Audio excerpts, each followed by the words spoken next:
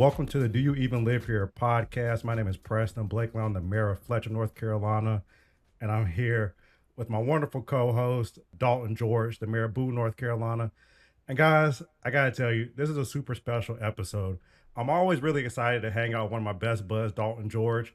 But today, we're gonna hang out with one of my other best buds, Gina Baxter, who was a Hendersonville City Councilmember. We're super excited to have her here today. Gina, hey, thank you for coming. Hey, y'all. Thanks. Happy to be here. Glad to finally make Absolutely. it on an episode of the coolest politics podcast. I'm And glad. you once upon a time were a podcaster yourself and have done it on the other side. So you get it. And it was overdue. You were the episode we were, I can't say most excited about, that would get us in trouble. But as I described to Pat before, when he was asking what kind of episode this be, I was like, Gina's the homie, we're both cool and we all talk regularly. So this will be a fun Right. episode. Yeah, we got Right. stuff to say for sure. We can chat. It's like bringing our group chat into the podcast world, which I'm super thrilled about.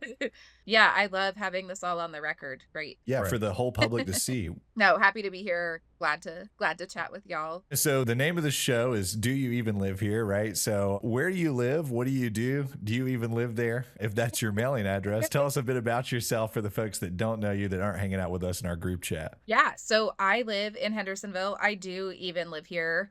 It is kind of a great name for a podcast in Henderson County too, though, because it is a constant source of contention. When I was running for the first time, the number one question was, but are you from here? And I was like, I wonder Yeah. how long I have to have lived here before I'm from here.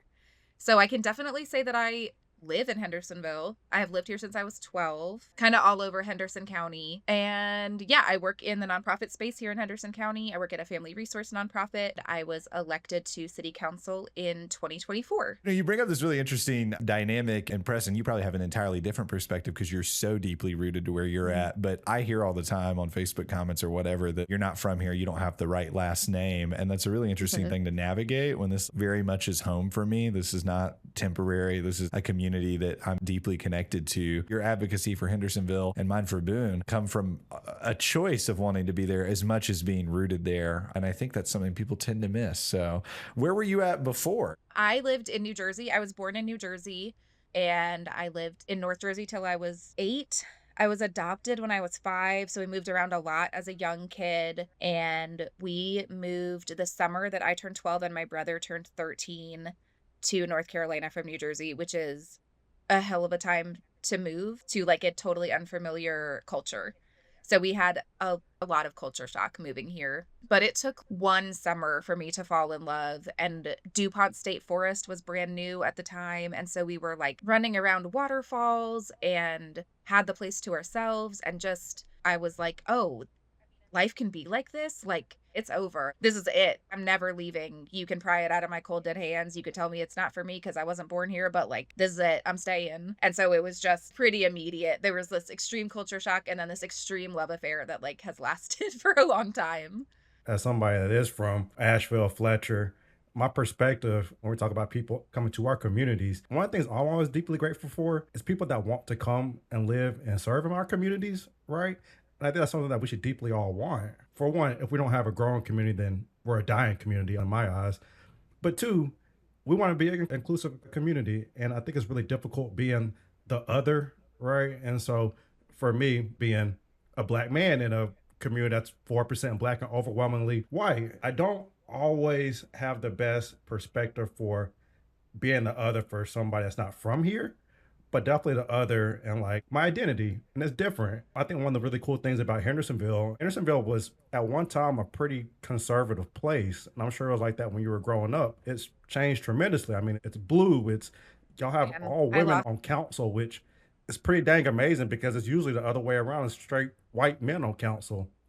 And so you've seen such tremendous change and you've been a part of that. I'm just curious what it's been like to see the changes in Hendersonville happen over time. What's your take there? Yeah. So one of the things that I always point to, and that feels relevant, especially right now, because it's Pride Month, is the early organization of Hendersonville Pride. So it was like 2018, I think, that people started organizing around trying to do a picnic for Hendersonville Pride. And we wound up having a little potluck in Patton Park. People that I didn't know showed up.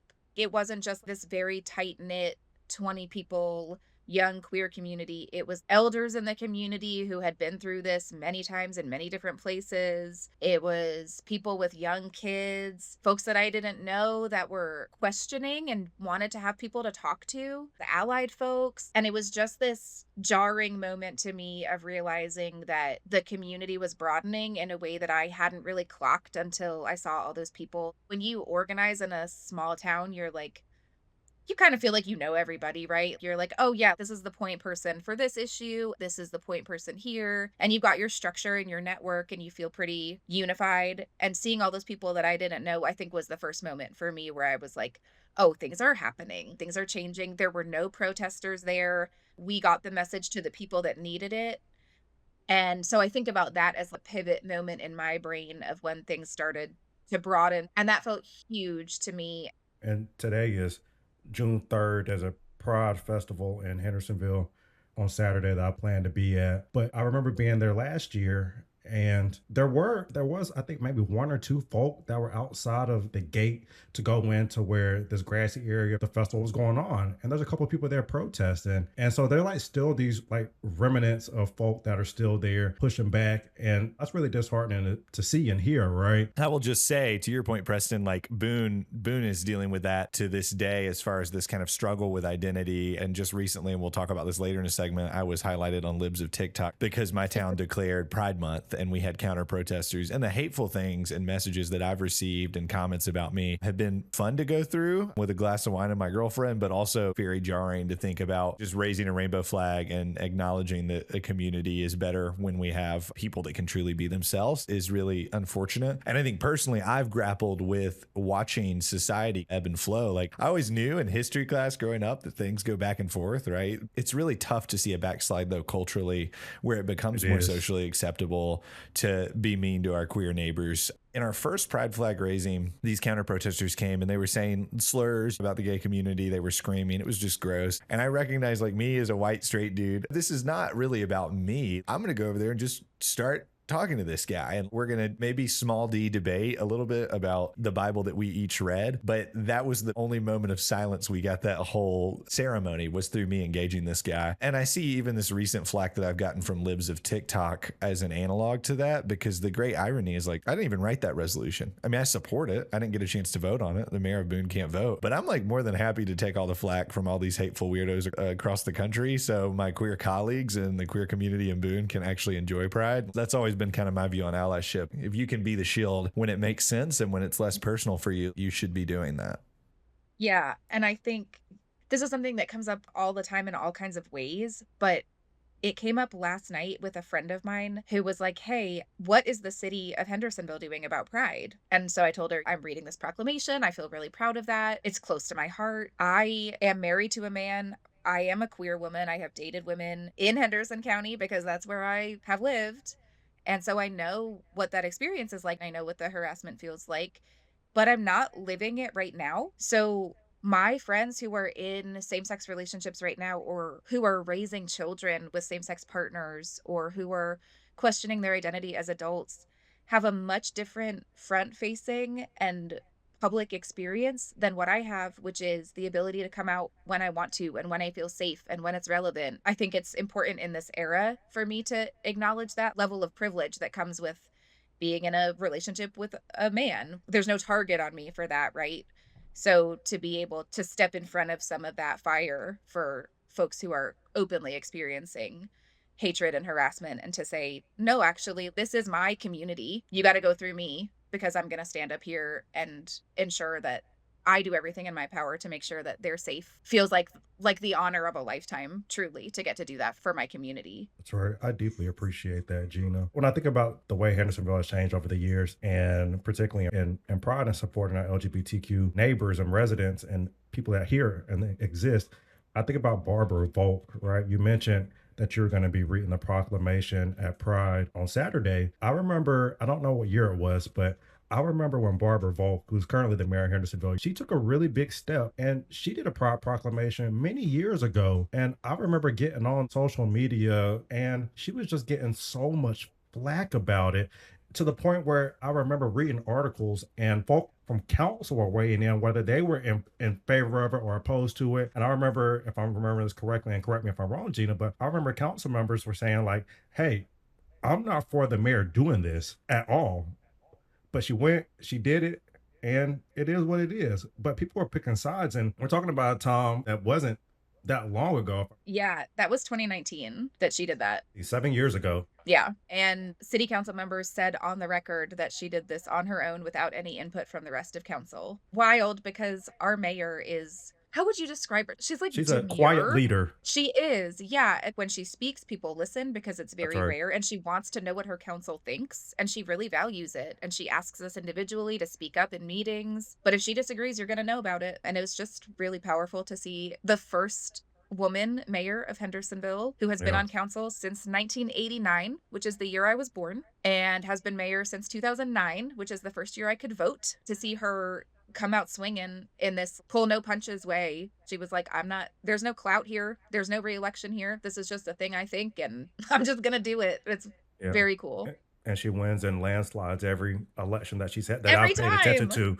She's always standing up for folk, and I so deeply appreciate Barbara Volk, who we will miss in elected office come this November, December. One of the things that is so fascinating about Hendersonville is it's entirely woman led, right? It's an all woman board and a woman mayor and some incredible leadership over there. And right now we've got elections because for some reason they moved the election to an even year. There was some rising star the General Assembly didn't like or something. I don't know. I'm in Watauga County. I don't know the tea over there. And Gina is running as a result of elections being moved around. I've often, I'm able to run in off years, right? And I'm really grateful for that because a lot of the mudslinging, a lot of the nastiness, a lot of the death of kind of nuance happens in these midterm and presidential elections. And I like the fact I can talk about Boone and just focus on Boone and state my values in that way. And you were kind of robbed of that, right? And so now you're running in a crowded kind of ticket as somebody that has real strong values about your community. So tell us a little bit about how your election's been, but also how do you cut through some of the national noise on a midterm ballot when you're talking about Hendersonville? Yeah. When I started running, I thought that my election was going to be the year before it was. So I announced in April and the election got moved that May. I wound up having an extra year to campaign, which was cool because I got to knock on a ton of doors. I got to do a ton of events. I had a great time.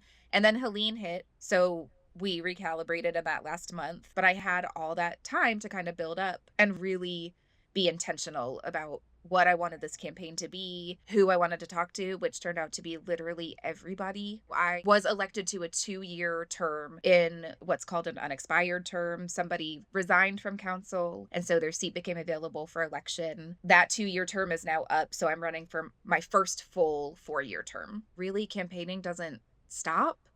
I never closed my committee. I have my same yard signs. We've been out in the community trying to talk to folks and make sure that people know that they're seen and heard for the past 2 years. Really trying to focus on ensuring that folks know that there's accessibility on council has been like the primary, I think, framework of everything that I've been focusing this campaign around. And also joy. I feel like there has been such a limited amount of political joy for anybody, especially for people on the left, because we've been losing a lot. But really, for everybody, politics has lost its potential to even be anything joyful. And so I've been really trying to think of ways to pull that in and to let people know you can have a good time while you're experiencing hard stuff, and you can be supported, and these are your neighbors and this is your community, and you can affect change that really impacts the people in the community that you care about if you show up to these things, even though sometimes it's a pain in the ass and sometimes it's boring. It does make a big difference and it matters. I often harp on as the left grapples with how do we get working rural people to like us. I think it's as simple as we've got to be a little bit more funny and we've got to have some joy. I've never met a working person without a sense of humor. I've never met a working person that doesn't actually want some hope and optimism. And I think sometimes as members of the kind of progressive wing, we recognize all the good that could happen in the world. And to do that, you have to recognize all the struggle and all the challenges. But sometimes we get tangled up in that. And I always think about what it would be like if you knocked on the door of my dad talking about how we need healthcare for all. And he would agree with you, but you just started by telling him how bad everything was. He'd be like, dude, I know. I've not been to the doctor in 20 years, right? I'm praying this toothache goes away. Like, I want you to give me a little bit more than just things are terrible, right? I feel like that's where Uh-huh. that joy piece is so vital. Yeah, I mean, we're pretty damn good at giving a dissertation about literally everything in the world when it comes to folk on the left. And that's like, even sometimes I'm guilty of it, right? But to your point, Dalton, people do want to know what you're going to do about it, right? But they want a little Yeah. bit of joy along the way. And again, I'm always a big proponent of just having conversations with people, right? Front porch conversations, kitchen table conversations. I think it builds a lot of relationships and bring a little bit of joy back to politics. Dalton and I were on a show this morning and we were talking about pretty much the same thing about how the grocery store, the gym, the park, right? All these places are essentially our town halls. I go run at Fletcher Park and I've stopped to talk about why we're going to raise taxes a cent and a half recently. Kind of want to run an exercise, but I'm also a big believer in being accessible and talking to you all about the issues that we have going on in Fletcher because you're my residents and I care about you. You're my neighbors and you deserve an explanation from the people that represent you, right? And And so also you hate running, so you're glad to have an excuse to stop running. I do hate running. I really love to lift, but I really do hate running.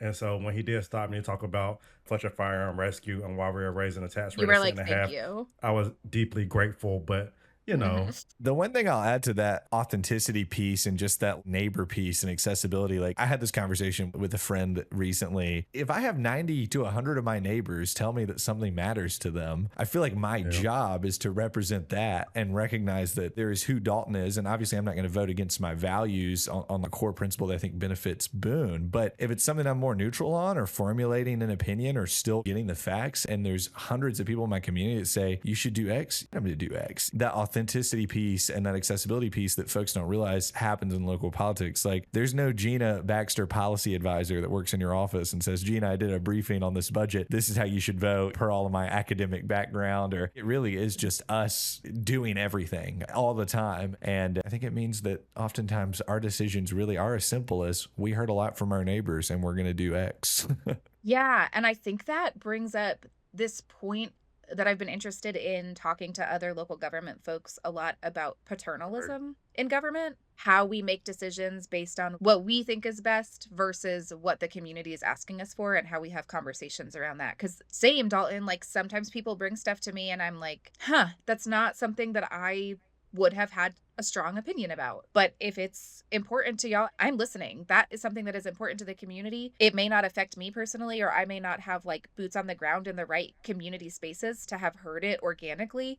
But if people care enough to bring it to me, that's a red flag to me that I at least need to do some digging. Recognizing that you're running right now, I want to give you an opportunity to tell people how they can support you, right? Somebody might be listening out there that's like, I want to see Gina reelected, and you've got a lot on your plate. And then also talk a little bit about what the balance has been. Now you're running for office, you're also working a full-time job, and you also have to govern. And so a little bit about what that looks like day to day and how those things connect. A way that folks can support me, even if they're not in Hendersonville or they don't live in Henderson County, is by checking out my website. It's baxterforhvl.com. Letting me know if they have questions or ideas or thoughts. If you do live in Hendersonville, I want to meet you if we don't know each other already. Please hit me up. Let's hang out. Let's get coffee. I want to hear what's important to you. If you have a cool house and you think to yourself, I want Gina to come to my house and I want to invite 5 friends over and we all hang out and talk about stuff so that we can get to know her, I would love that. That's like my favorite kind of campaign event. And as many times as I can do that from now through November, and then hopefully beyond, tell me what's important to you times. So I think those are probably my favorite support methods right now. So the last thing we wanted to ask you about, Gina, and then we're going to wrap up with a little bit of this kind of recap on some fun messages that we've got. When I was on your podcast once upon a time, Foxfire Dispatch, it was just you and me. You were holding it down. And there was a clip that went semi-viral, I think that's fair to say, about Old Crow Medicine Show. And you and I have found out through that podcast and conversation since that we have very similar music tastes. So I want to give you the opportunity to share, what have you been listening to? So what's in heavy rotation? And I'm showing up to a Gina Baxter campaign event. Okay. I'm there. I'm in the meet and greet at the house. What's on the aux? Okay. So there is a little band out of Durham called Fust. Have you heard of them? Not. I'm immediately typing this in because we have very similar tastes. You'll love them. They are incredible. I found out about them because of Fish on Film. Do you follow him on social No. media? Durham guy. Dalton is going to change your world. Incredible. So he, at the end of every year, he does like a 5-question questionnaire with generally smaller artists and asks them, what was your favorite new album of this year? And they get to hype up their friends and plug new projects. And it's really thoughtful and like cool way to discover new music. So I threw a bunch of them on a playlist, and Fust is the one that stuck with me. And when I was doing my little research into them, I found out they were from Durham, and I was like, of course they're from North Carolina because they're the best. So we went and saw them at the Gray Eagle and they crushed it. They covered a couple old George Jones songs. I just had the greatest time. And I streamed their new album, which is called The Big Ugly, so much that I shamed myself into ordering a copy on vinyl, because I was like, this is wrong of me to like continue to listen this much on Spotify. So they've been in heavy play. They have a really great song called Mountain Language, and it's a testament to living in the country, and I have cried to it. It's a gem of a song, and I think it will probably resonate. I'm definitely checking them out. Thanks for the plug. I'm very excited. Especially North Carolina band. And I'm looking at them and it's like their inspo playlist, very much up my alley. So I've got a good lead already. Yeah, you can tell that they're Wilco kids, for sure. Which is the best compliment to get of any compliment. Preston, we're going to make you a Wilco kid in some way. Are we going to do that, Dalton? You think we can? I'm trying every day. Preston and I talk about music. We talk Olivia Dean. We need to get Preston on Wilco. Preston likes Paramore. I do like Paramore. We can get him there. I think we need to make a Gina Dalton required listening playlist for Preston. Yeah, just make us one. We each get 10 songs. Yeah. And Gina and Dalton, I don't even know if we've ever talked about this. I'm a little bit obsessed with J. Cole. He's by far my favorite music artist. I told Gina this story once. I've never put it in the public sphere. It's a little bit embarrassing, but here it goes. Yes, tell it. Every now and again, Dalton, I DM J. Cole just to tell him like how big of a fan I am, and like tell him like what I do, like everything about my life. And I tell him everything, dude. I do it a couple times a year. But here's a caveat. I don't want him to think I'm crazy. And so since he's never opened any of my messages I unsend the last message every time. So it's just one message up there. So he doesn't think I'm a creep that just keeps on sending him a bunch of messages. But there's probably over 20 that actually exist. But if you go to our thread, just one. There's like the Preston Blakely J. Cole files that are out there lost in the metaverse from being unsent. Dude. Yeah, dude. They got unsent. If you're That'll listening, be so funny.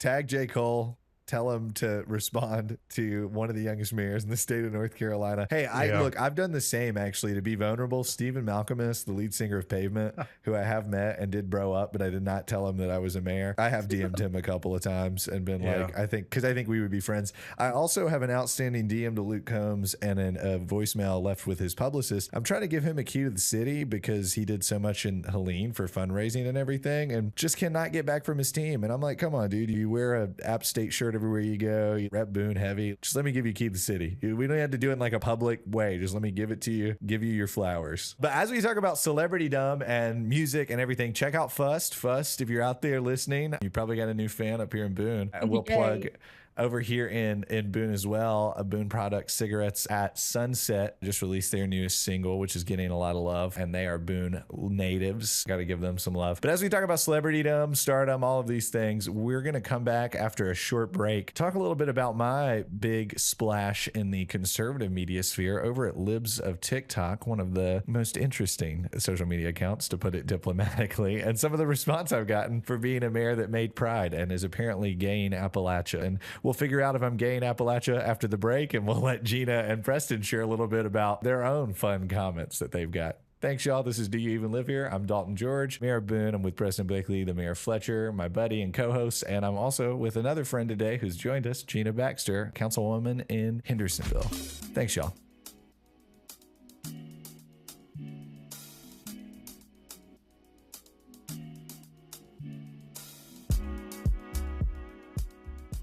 Welcome back, everybody, to Do You Even Live Here? I'm Dalton George, one of your hosts. I'm also the Mayor of Boone. I'm with my co-host, Preston Blakely, the Mayor of Fletcher, and we're joined with our buddy today, Gina Baxter, Councilwoman out of Hendersonville. We've talked to Gina a little bit about everything today, her running, her own experiences, talked some music, some celebritydom. And as we came back from the break with Gina's experience in public office, we wanted to talk a little bit about some interesting, maybe colorful comments that we've got. I recently was featured on a page called Libs of TikTok, which is known for conservative kind of of hate, doxing, all kinds of fun things, simply just for acknowledging that it was Pride Month. That was the killing offense there. They deemed the pride flag the child mutilation flag. And I came back after a nice little retreat for my birthday to thousands of fun comments and emails. And I just want to read a few, and then we're going to open it up and talk a little bit about the experience of getting some of these messages and maybe what that means and takeaways. But again, folks, this is just because we did a Pride Month, and I think it's unfortunate that we're at a time where something like that elicits such hate.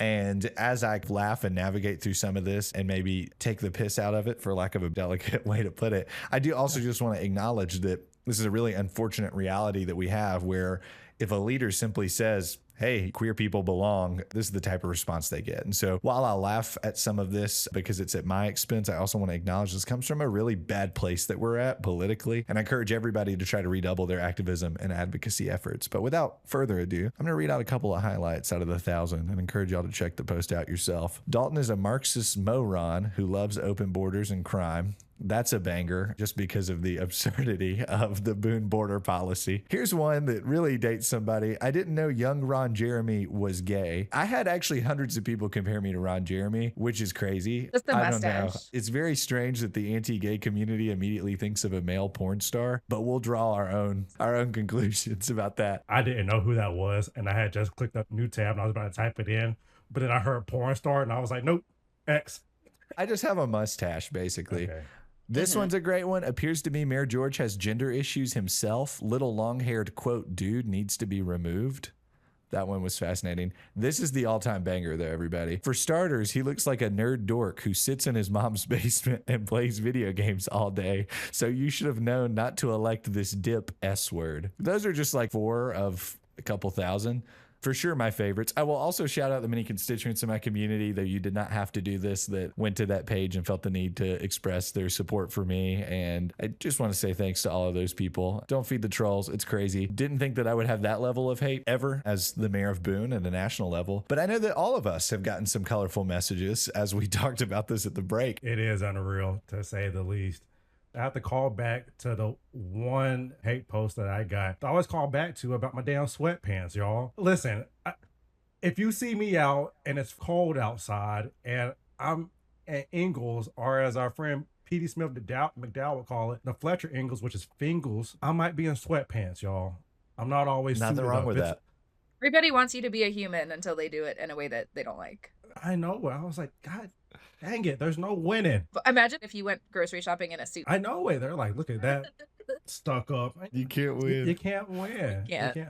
I guess it's what is it? Business casual? I rock flannels everywhere because they're kind of Yeah. comfy, but they like, Mhm. yeah, that's been my Same. clutch So saver. maybe I need to start going business casual to the grocery store. I'm sorry they weren't kind to you, Dalton, but Instagram's nice, but unless it's libs of TikTok. unless it's Instagram's lived great. to TikTok, yeah. Yeah. Facebook was pretty moderate, but then if you go over to X / we're gonna call it Twitter. If you go over to Twitter, y'all, it's an unhinged place. If you know about Margot and WNC, whom I've never met and who's probably doesn't even know who I am, but she said 2 radical Democrats in the Western North Carolina mountains. Don't be fooled. These 2 would trans your kids and let the person who beat your grandma up go free. And listen, y'all, I don't want anybody's grandma getting their ass beat. I'm gonna be like, that's a brave political take. Let me just say, as a lefty, it is so brave for you as an elected official to say that you would defend a grandma. That's brave. Notorious grandma hater Preston Blakely. Well, and the Democratic Party as a whole is just very anti-grandma defense. It's crazy. Yeah, very anti-grandmother, especially given like how poorly I talk about my own grandmothers, right? Right. But yeah, apparently I want to beat up your grandma, and kids that are trans can be trans. What's the issue? For everybody listening, the conservatives, we actually are pro defending grandmas. I think some people get really warped into these worldviews. Gina, I want to hear yours too. What have you been hearing over in Hendersonville? You've led on pride issues. I'm sure that you've generated some fascinating comments. Yeah, if I wasn't so busy beating up grandmas and letting other people who beat up grandmas get away with it, I'd have more time to respond. Yeah. One of my favorite things that we've ever gotten has been calling the council a godless quintet. And so that's something that I bring up a lot. And it's like a picture of us with, it's our headshot picture. So it's like this really cute picture of all of us, and it's like godless quintet of evil. And so that's one that I come back to a lot and have grown affectionate of over the years. Recently, because I spoke at No Kings, somehow people found out about that and lost it. And so a lot of this happens on Facebook because Henderson County skews older. I don't have the honor of having been on Libs of TikTok yet, but keep it up. Picture of, I'll work on it. Yeah, Picture of my face, my adorable sunshiny face with the words, "Why is the city not ashamed?"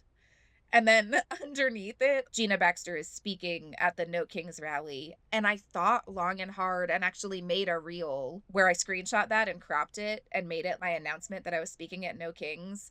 And I chickened out and didn't post it. But I think I sent it to you, Preston. Yeah, where I was like, do I do this? Just like lean in and be like, why is the city not ashamed? Come to No Kings. What gets me more is like, when good faith criticism comes from my own community and folks are like, hey, we need resources and stuff like that, that'll keep me up at night. But at this point in the game, somebody taking their time to call me a name when I feel like I've done my due diligence to be like, hey, I'd love to talk to you about this stuff. And they're like, no, libtard. I'm like, okay, I don't know what you want from me. Have fun making pictures on Facebook. One of the things that's really frustrating is folks that don't fully understand the role that we have in development or something and think that we personally pick a corporation over a small business or something. And the ones that kind of imply that we're corrupt or enriching ourselves or stuff. And I know that it's ridiculous, but to your point, like when you feel like, oh, they live in your community or whatever, oh, a Wingstop came to Boone, Dalton's had to get paid off for them instead of a local wing place. No, the state of North Carolina just gives us very little tools to prioritize local businesses and things like that. But that's the stuff that keeps you up at night. The more ridiculous stuff, you're just like, okay, it's water off the back. That's why it's so tough to get good people in local politics, because people treat local politicians like national ones. And it's like, yo, like you say something about me and it's like, we live in the same town. We're in the same traffic, right? We shop at the same grocery store. We don't have staffers that sort through this stuff for us. And it's not just like, don't criticize your local elected official. Definitely hold us accountable. But that's right. I just think from the outside looking in, it's like, man, why would any good person want to get involved in local politics when everybody has worked so hard to make it as nasty as national politics and dehumanizing as national politics? And that's why I give both of y'all flowers being in it. It's just like, thanks for what y'all do. Seriously. I don't think folks like us hear that enough. And to your point, man, it's so difficult to get your neighbors so intimately involved in government, right? Because they want to miss the vitriol that comes down from the national and even the state level government, because it touches us too. I can't tell you how many times I was out campaigning and people were asking me about things that had nothing to do with me. And there are things that were really hot button issues. The guy that made fun of me for wearing sweatpants, right? I know for a fact he called me and his issue was dirt on his road after Hurricane Helene, and he wanted us to spray some water down. And when he called me, I was like, look, we're not doing that.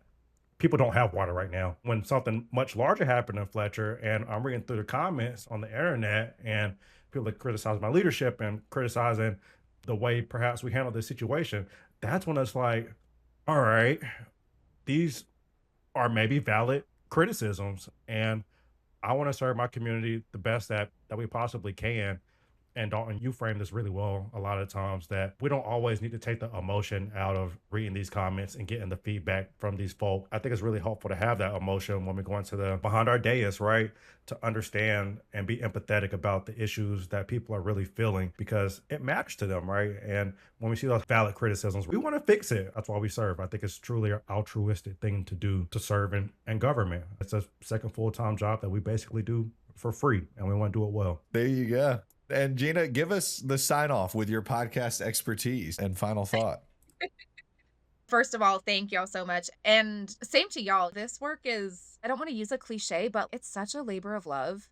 And it really is because we love and care about our communities and our neighbors. And that constant showing up and that steady learning about what we can do to be better is really what matters the most to me about this role. And so having the opportunity to learn how to do it better every day, a little bit more, and to listen better and to show up better and to never assume that the work is done and that there will never be a time when the work is done is really the goal and the motivator for doing this work. So I appreciate getting to sit with y'all who understand that and feel that too, and to just commiserate and lift it up and chat about it and dig into it. I'm very grateful to be in this local government work with folks like y'all who I know care so much too. So thank you. Thank you, Gina. That was Gina Baxter out in Hendersonville, City Councilwoman there, who's running her reelection. I'm Dalton George. I'm the mayor of Boone. I'm with my co-host, Preston Blakely, the mayor of Fletcher. And this has been Do You Even Live Here? Thanks for sticking around, y'all. And we will see y'all next week.